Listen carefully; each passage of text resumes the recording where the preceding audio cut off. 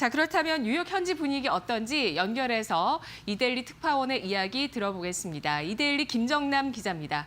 안녕하십니까? 네, 안녕하세요. 네, 다우지수가 먼저 사상 최고가를 시도한 이후에 나스닥과 S&P 500이 다시 또 사상 최고를 기록했습니다. 이번 주 뉴욕 시장 어떨까요? 전망해 주시죠. 네, 요즘 미국 뉴욕 증시를 잘 표현하는 말을 한번 뽑아보자면 일단 사놓고 보자 이게 아닌가 싶습니다. 지금 실제 미국 현지는 코로나19 팬데믹 공포 때문에 일상이 마비되고 있습니다. 하지만 금융시장만큼은 이상하지 않지 낙관론이 지배하는 형국입니다.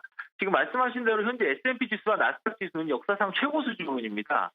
눈여겨볼 만한 게 월가 공포지수로 불리는 시카고 옵션 거래소 변동성 지수, 제가 빅스라고 하죠. 이게 최근 급격하게 하락하고 있는데요. 상장되어 있는 스탠다드 앤 푸어스 500 지수 옵션은 향후 30일간 변동성에 대한 기대를 나타내는 지표인데 11월 2일만 해도 37.13이었는데 전 거래일인 28일에 20.84까지 내렸고요. 한 달 사이에 거의 반토막이 난 겁니다. 지금 공포지수만 보면은 투자 심리는 이미 팬데믹 이전 수준이라고 해도 과언이 아닙니다. 그러니까 이쯤 되면 악재에는 눈을 감고 호재에는 눈을 뜨는 장세라고 해도 과하지 않아 보이는 게 최근 당초에는 이건 악재인 재료다라고 생각했다가 막상 뚜껑을 열어보니까 호재인 게 굉장히 많았거든요. 연방준비제도와 재무부가 팬데믹 이후에 쏟아낸 유동성이 증시를 밀어올리고 있는 게 아닌가 하는 형국입니다. 그러니까 팬데믹 이후에 미국 광의통화 M2의 규모는 과거 그 어떤 경제 위기 때보다 증가율이 급격합니다.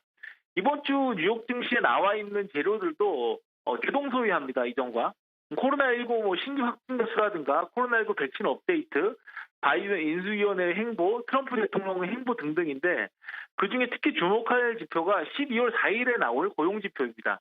월가 예상은 부정적입니다. 최근 2주간의 주간 실업수당 청구 건수가 증가했는데 이에 따라 신규 고용도 둔화했을 것으로 보입니다.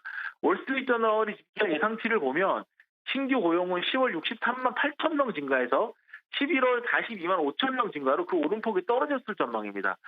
미국 전역에 지금 봉쇄 조치가 현실화하고 있기 때문에 어쩌면 당연한 수순일 수 있습니다. 그러니까 다만 고용지표가 증시에 어떤 식으로 영향을 줄지는 미지수입니다.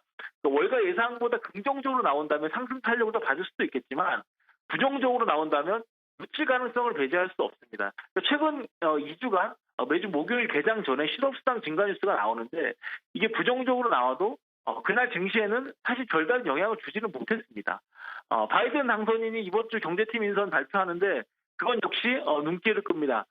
새 재무장관 후보자의 제니 옐런 전 연준 의장이 내정됐다는 뉴스가 지난주에 나왔는데 증시는 이례적으로 굉장히 환호했죠. 옐런 의장을 객관적으로 보자면 정치적으로는 굉장히 무색무취한 분이고요. 경제적으로 사실 뚜렷하게 색깔을 보였던 인사는 아닙니다. 근데 그럼에도 비둘기파 케인지언이라는 이유로 증시가 가파르게 오른 건 결국 돈의 힘 외에는 그렇게 설명이 쉽지 않아 보입니다. 옐런 전 의장과 함께 바이든호 경제팀을 이끌 인사들이 면면을 시장이 어떻게 받아들일지 주목할 필요가 있겠습니다. 그러니까 지난주 블랙 프라이데이였고요. 이번 주 이제 사이버 먼데이가 기다리고 있는데 소비 흐름과 함께 동시에 빅테크 주가를 자극할 수 있다는 점에서 주목해볼 만한 재료로 보입니다. 그런데 또 제가 항상 몇 달 전부터 했던 얘기지만 이 레벨 자체가 지금 워낙 높은 수준에 와 있다 보니까 언제든 조정 가능성을 염두에 둘 필요성이 있어 보입니다. 어떤 재료를 계기로 조정이 올지는 언제나 그렇듯이 예상은 쉽지 않습니다. 그럼에도 불구하고 현재 낙관론을 지탱하는 가장 큰 축 중에 하나인 백신 효능이라든가 이런 게 예상보다 예상에 미치지 못할 경우 등의 그 예상에 예기치 못한 악재가 오면 언제든 하락 가능성이 있는 레벨임은 분명해 보이고요. 지금 달러 바주카포를 무한정 풀 수 없다는 점 역시 월가 인사들 역시 잘 알고 있는 상황입니다. 네. 이렇게 미국도 그렇지만 전 세계적으로 사상 최저 수준의 금리가 사상 최고치의 다양한 지표들을 이끌고 있습니다. 증시도 그렇고요. 또 부동산, 또 여러 가지 온라인 쇼핑 등등 나타나고 있습니다. 코로나의 여파라고 볼 수 있겠죠. 어떤 악재가 나와서 조정이 나올지 모르겠으나 일단 가격 부담감이 있다는 점 짚어주셨고요. 백신 관련 소식을 주목하자고 의견 남겨주셨습니다. 그렇다면 이번 주 주목할 수 있는 종목은 어떤 종목이 있을까요? 네.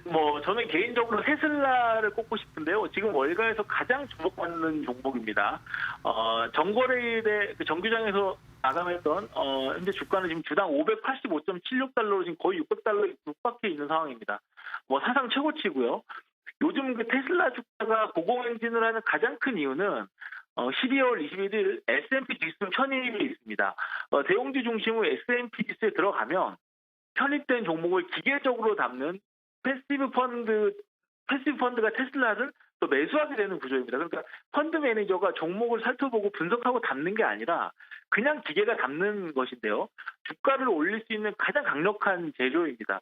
이 S&P 500을 추종하는 글로벌 패시브 펀드만 규모만 해도 한국 돈으로 한 5천조 원이 넘는다고 하는데 이 지금 장기 투자 기관들의 돈이 몰리는 만큼 테슬라 종목은 주가 변동성은 더 떨어질 것이고 또 블루칩, 대형주, 명시상부한 그런 주가로 올라설 수 있습니다.